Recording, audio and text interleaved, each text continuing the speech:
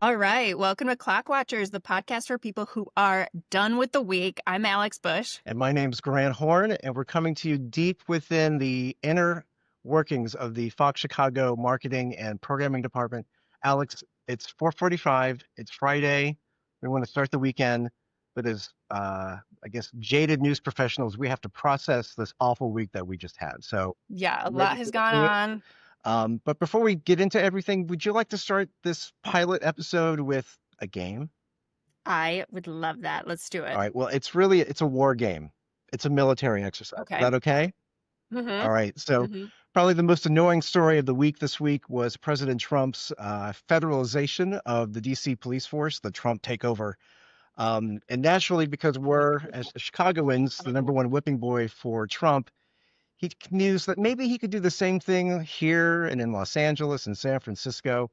So it just got me thinking, how would you utilize the armed forces if they were in your control in the city of Chicago? And Aleks, let's start with you. So, like, where would you put military exercises in Chicago? Interesting. There's a lot we can do here. I'm going to go with Arlington Heights this week. Multiple times throughout the week, I've heard stories about the Bears say they're going to move to Arlington Heights. They're waiting for lawmakers. They're waiting for property tax breaks. Well, I would love to put the National Guard or military or federal police force in Arlington Heights to block them from moving there. Sorry, Mom and Dad. I know you live in the suburbs. Northwest suburb people are going to be upset about this. But I think the Chicago Bears need to stay in Chicago. Like Trump, I would use the army for settling personal vendettas. Ooh, okay. I think I would start by sending some bombers to the Virgin Hotel that's right at the corner of the Loop. Not anything to do with the hotel or Richard Branson or anything like that. It's to deal with the rat people. So I'm pro-union. I'm all about the union. I'm all about fair wages and great working conditions, but I'm not about laziness. And this crew that's out here with the rat, and they're a regular appearance here at the hotel, they're just like not putting in the work like at all. There's not a whole lot of people there. But the thing that really bothers me the most is like the megaphone person. It's not even a megaphone Not person. even putting in the effort. It's a loop. Oh, come on now. That's just like lazy. If you're going to protest, you got to like get into it, you know? Yeah. So. And so sad for the people at the hotel. Yeah, that's Can the you worst part. imagine? That's the thing that I feel the worst about is people who are here for like a weekend vacation who have to hear this at 8 o'clock in the morning right outside their hotel window. I get agitation, strategies, but this is just, I would be okay with it if they just put in more effort. So what I would do is I would send some bombers over there just to drop a lot of flyers that say apply yourself. That's it. Yeah, I agree. I can get behind that. Yeah, and since we're on the personal vendetta tip, I'd also put mercenaries in every single CTA Blue Line car to neutralize anyone who's on their phone. That's all. Yeah, and I just thought of one more. I feel like this one a lot of people will get behind if we put the military by all the parking meter pay boxes, just so we can avoid sending our money over to a foreign country, right? That's the big thing. People are so annoyed. People are getting so many tickets, myself included, and it's not even going to like our city, our community. We're just like sending our money away to who knows where for whatever reason. I think this is one of the dumbest decisions the city, I think, has ever made since I've been paying attention to Chicago. Yeah, we should. There we go. A soldier at every single pay box would be perfect. So if you bring the revenue down to zero, you'll cripple the enemy. You'll force a treaty back with the city of Chicago. We can get our mirrors back and at least get the money that is being ripped from us when we're 3 minutes late to the box. It's very frustrating. Yeah. All right, this is a good way to start, I think, the episode. But I think Mom was right that I should have gone to West Point. All right, Aleks, when's the last time you had a drink?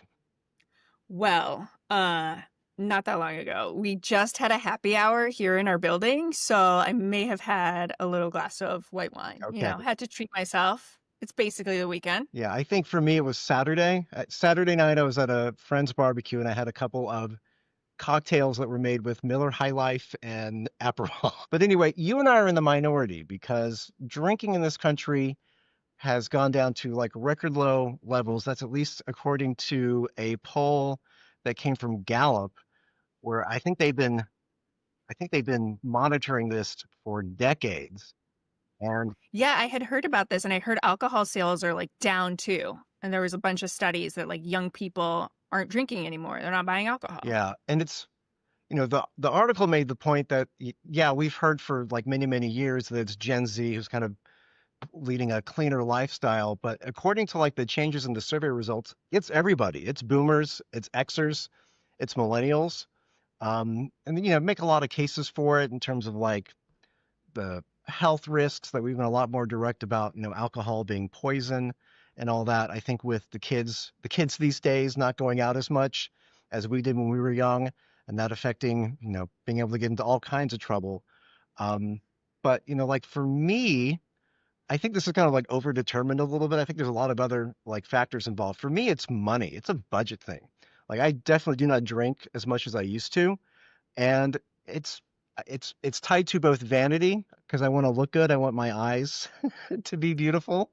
Um, but yeah, I mean it's everyone's cutting back on their budget, and alcohol, which is expensive as it is, unless you go to the very bottom shelf, that's an easy thing to cut out. To cut out of your budgets. I mean, have you noticed that you've been drinking less? I have, and I think for me though, it is a little bit more like health and beauty focused. There are so many Instagram and TikTok influencers who look incredible and they're like, I'm 45 and they look like they're 25 and you're like, what's your secret? And it's I don't drink. Mhm. And so I think that's a big thing is just like wanting to stay young and beautiful, like you mentioned, and just feel good, right? You know, I think when I was younger, I could just like bounce back in the morning, and now it's like an all day. Like if I drink Friday night, like is my whole Saturday going to be just me laying in bed feeling awful? Do you miss out as a young person by not making dumb mistakes when you're drunk, or can you get by without having that influence? So, first, I do wonder if the kids these days are replacing alcohol with other substances. Hmm. Well, the article Uh-huh. made the point that even though this trend has been happening with more and more recreational marijuana legalization, that hasn't been the substitute, just in terms of like the Hmm. numbers have been going. So, yeah, you're not seeing. It's really interesting. Pot, smoking cigarettes, drinking, and teen pregnancy have just gone like way down. Good job, kids. Yeah, Back to the wow. 90s. Oh my gosh. When I was in school, when I was in high school, the first Bush was president, and you always had the pregnant girl. There's always the pregnant student in school, and I guess you just like don't have that anymore. I do wonder if the people who like didn't go wild and drink when they're younger are gonna go wild and drink when they're older. Like, are people gonna retire and then they're gonna party? You know, like they're gonna just switch the when the phase of life happens. Well, I think with Zoomers, they'll say, well, we won't live to be 45, so not worth thinking about that anyway. Mm. Yeah. All right, speaking of stuff to put in your mouth, you found something on Reddit that's kind of close to your life, which is cocoa. Tell us about cocoa. Oh my God, I love cocoa. Okay, so if you don't know what cocoa is, it is this like pink rectangular box on wheels with a little flag sticking out at the end.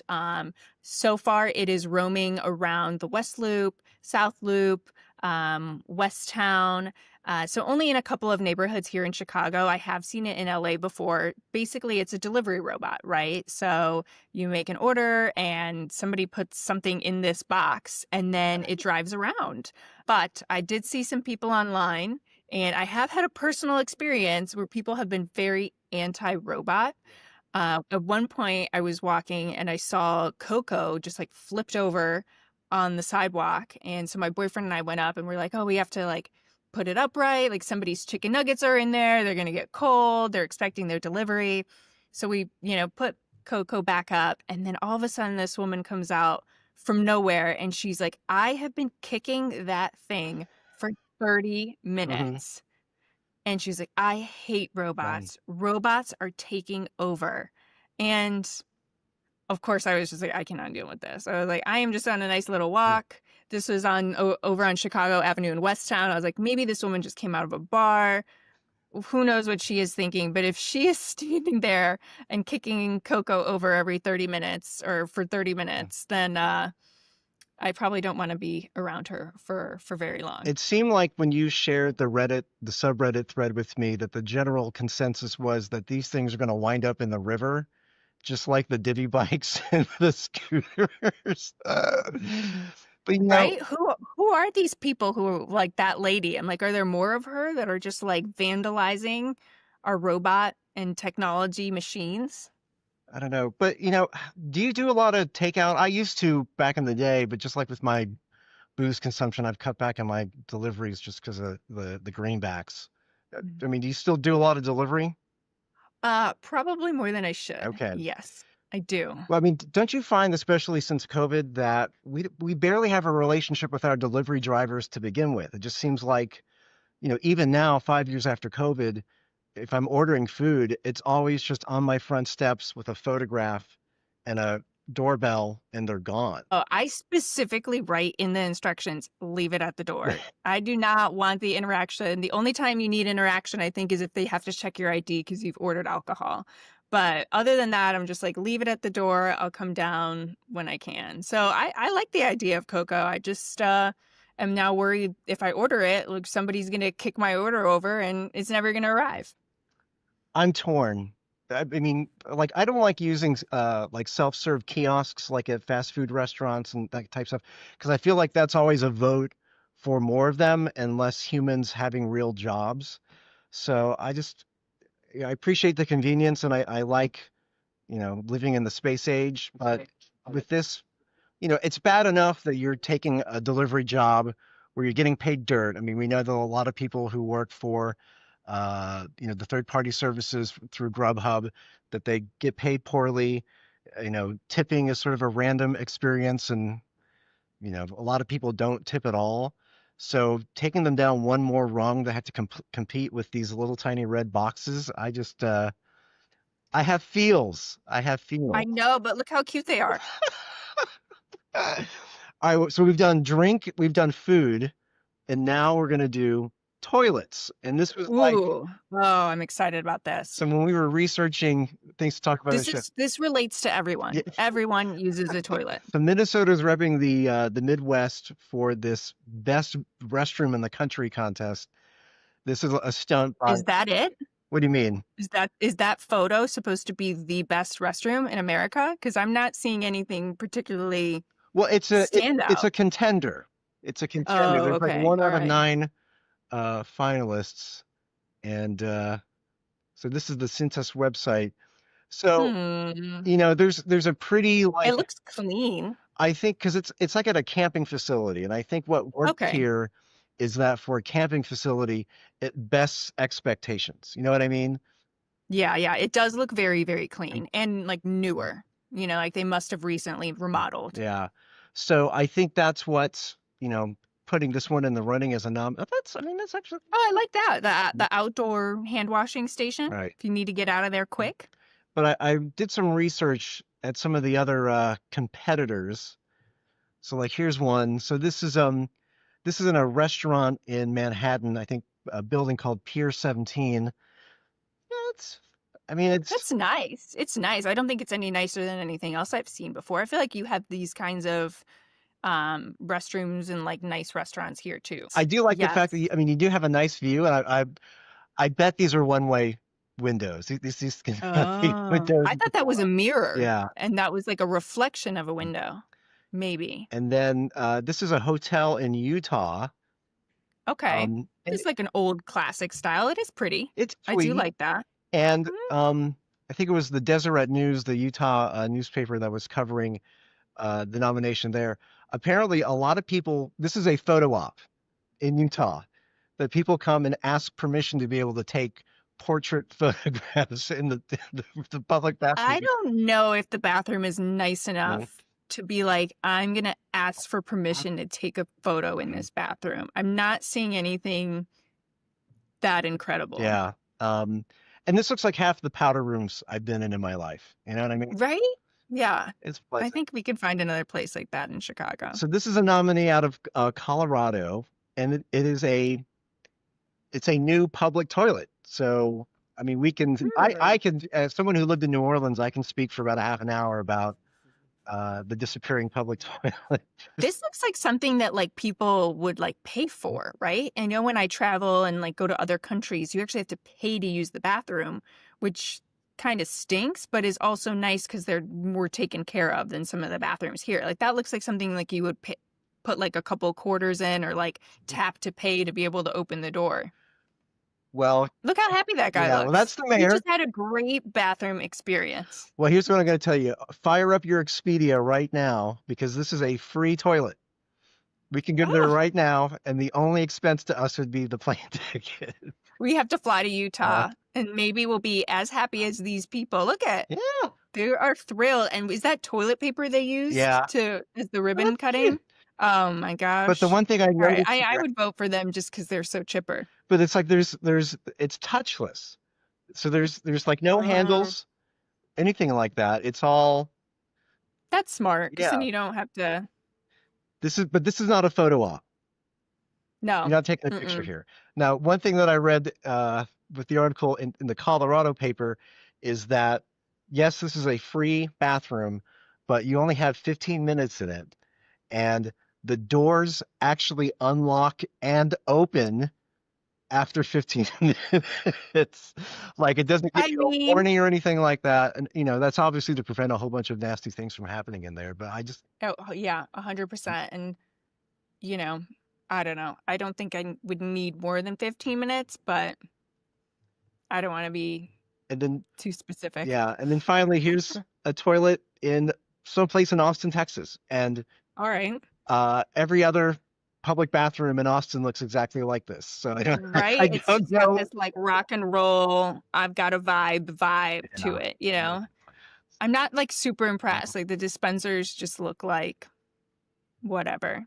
I was thinking because I knew we were going to do this segment, like what is the best bathroom here in Chicago? And I couldn't come up with anything, but I definitely immediately knew which bathroom is the worst bathroom. Mhm. And it is the public restrooms at the boat on North Avenue Beach. Oh I yeah, don't know yeah, if I know what you've you're talking been about. there. Yeah. They very stinky, very gross. They recently remodeled Castaways, which is like the restaurant bar upstairs. And when I heard that, I was like, oh yes, they're going to remodel the boat. They're going to remodel the bathrooms.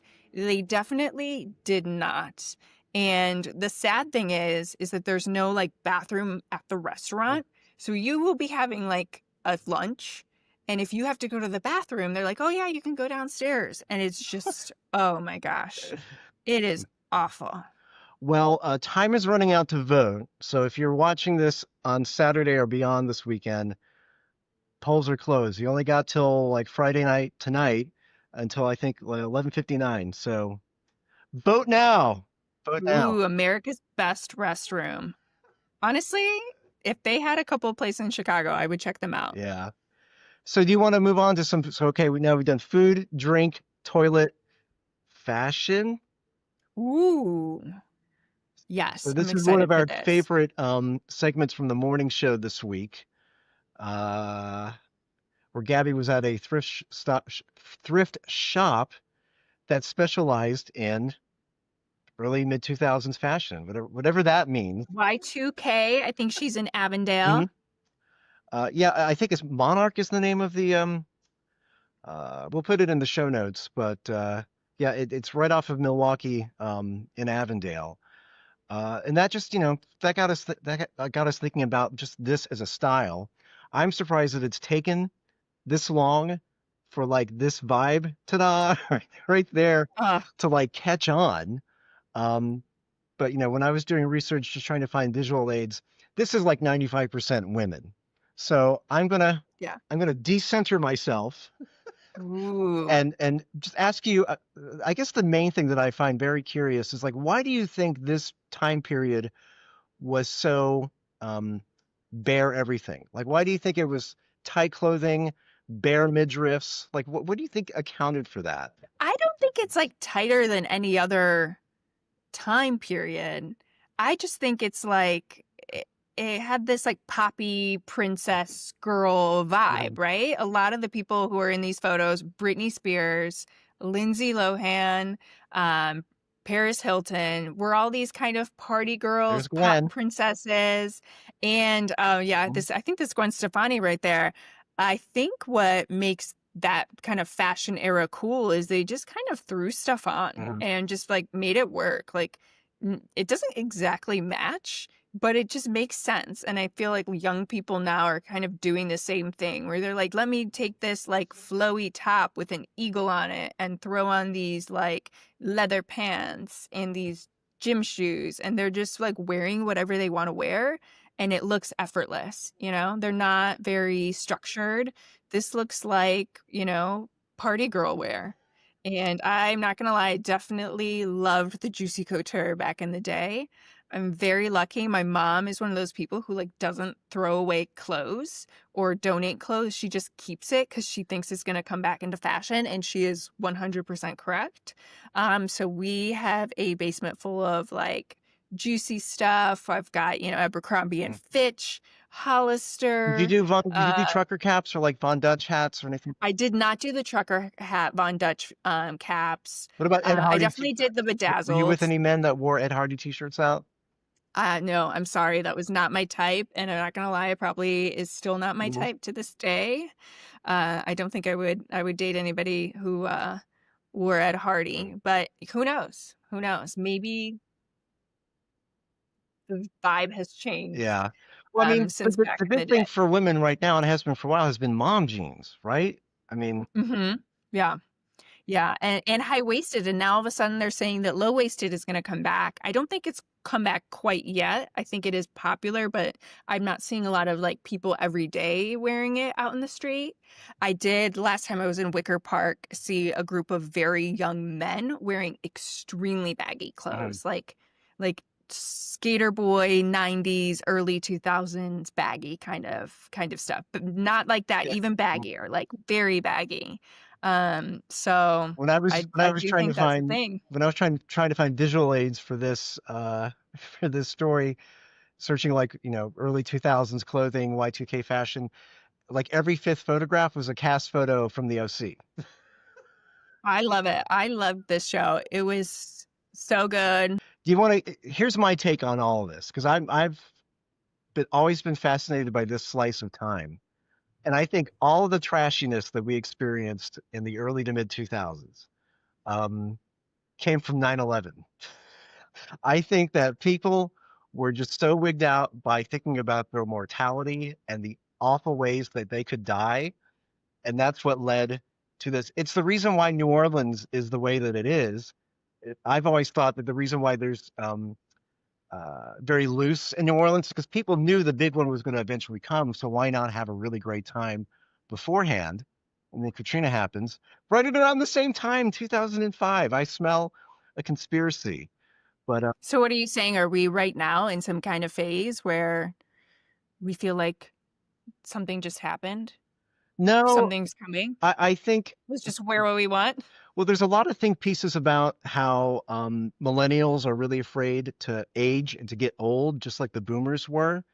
And that's why we have a lot of millennial cringe is because that's people reacting to millennials holding on to their cultural totems from their 20s. And I think with this coming back, I don't think this is going to help this problem at all. I don't think millennials are going to grow old gracefully at all. So another one of our favorite segments from this week was Louie and Todd, who came on to Good Day, who were apparently uh, travel influencer cats. I had, I'm big on knowing my internet cats. I'd never heard of these two. They're Um, cute. But the They're thing, cute. yeah, they are very Oh, cute. And I'm a, look at them. One of them has like these red eyes, which, usually feels a little evil, Mhm. but like he looks precious. Yeah. I mean, are you a cat person? I'm a cat I person. like cats. I'm not gonna lie. I do prefer dogs, specifically pugs. But we have to find out who the producer was for this hour because these are not the first feline influencers at all. And that's what piqued my attention with this. Not that they, Oh, you're calling him out. yeah, not that they're globetrotters or anything like that. There's all kinds. There we go. This is our last slide. So, in doing research, we found out that Karl Lagerfeld has a very famous cat, and you learn how to pronounce its name. Let's Oh my gosh, I already forgot. I'm gonna have to look this up. I think it's Choupette. shoot. Yeah, Choupe. Choupette. Um, Smoothie Cat, who I'm a big fan of. Then you have Looks like our a little lion. just adorable, great YouTube presence, Smoothie and Milkshake. We had our period where we liked deformed animals, so we had Little Bub and Grumpy Cat. And apparently this Oh, guy, they're cute. yeah, who I'd never heard of before, Nala. Apparently Nala has the most Instagram followers of any cat on the platform. That is just a perfect name Mm. for that cat because it looks like Nala from Lion King, You know what? like a little lion. So these gals are cute, but you know what? My wife is going to kill me if I don't show our internet cat.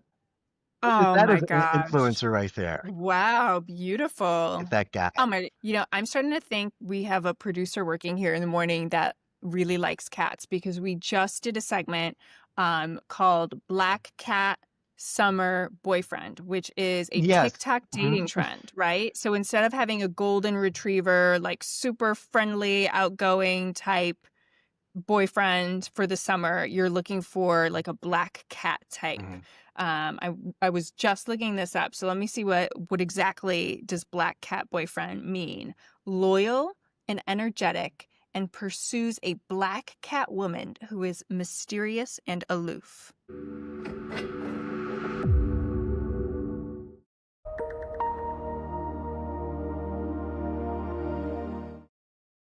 So my favorite sentient faculty lounge of a mayor, Brandon Johnson, is in the news once again.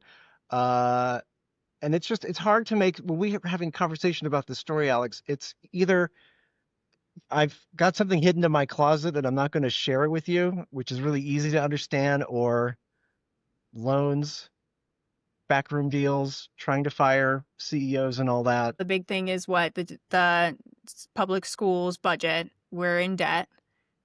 Board's trying to figure out, what to do. They've come up with a plan. Not exactly, I think, what Brandon Johnson had in mind. But, I don't know the details. So luckily we have Paris Schutz here, our political reporter for Fox 32. Yeah, Paris, Paris. welcome.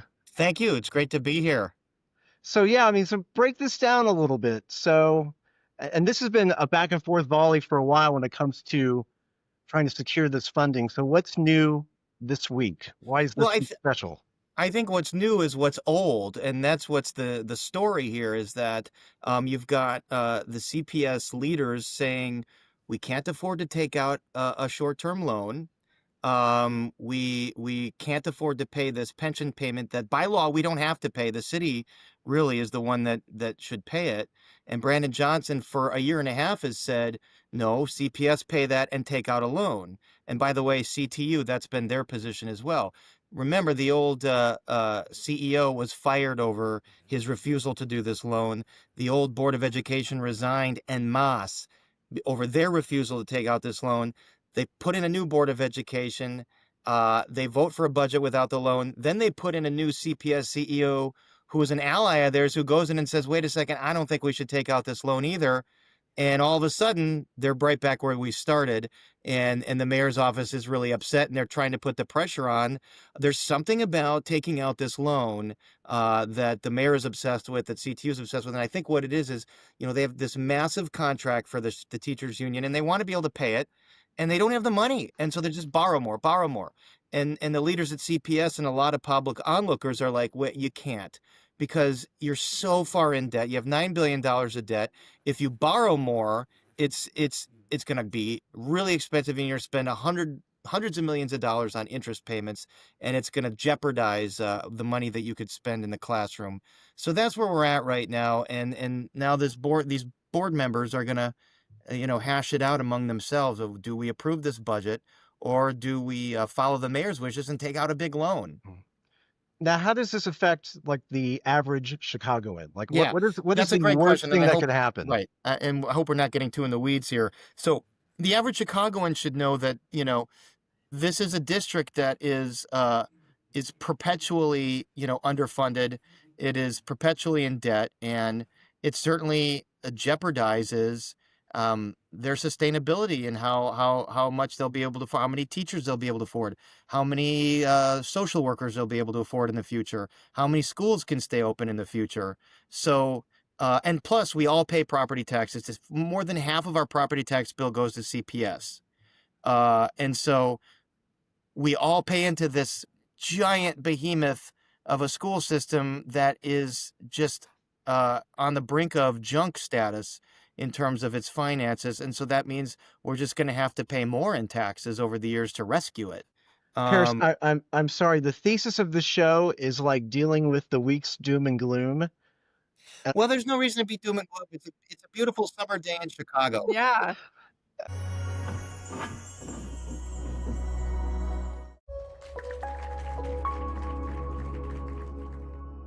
Aleks, let's celebrate other people at the end of the show. Let's not make Yes. this about us. We're going to give out some awards. I'm going to go first. Is that okay? Yes, please do. So my award is the hot take of the week. It is a spectacular article I found on Substack, all about Sabrina Carpenter discourse. Now, it's not really Yeah. a super hot take because it was published back in the middle of June, but it's been making the rounds again because there's a similar situation here, a similar discourse with everything going on with Sydney Sweeney and her her Nazi genes or whatever. And I appreciated the viewpoint of this article, and you can see it right there in the headline that straight men just don't give a shit about how Sabrina Carpenter markets herself. And for people who don't know, it all stems from this cover art from her new album, which, you can Google it. You can find 100 different takes from different parts of the spectrum, with some people saying, this is just women owning their sexuality um, bottoming from the top to a certain degree, and laughing in the face of feminism and the patriarchy, and that's all great. But this article says, ladies, have this conversation amongst yourselves. Men don't care about any of this. Men are not the target market for Sabrina Carpenter. I only know of her whenever she comes up as a topic of the conversation on TMZ Live. But it doesn't make a whole judgment call on the cover art itself.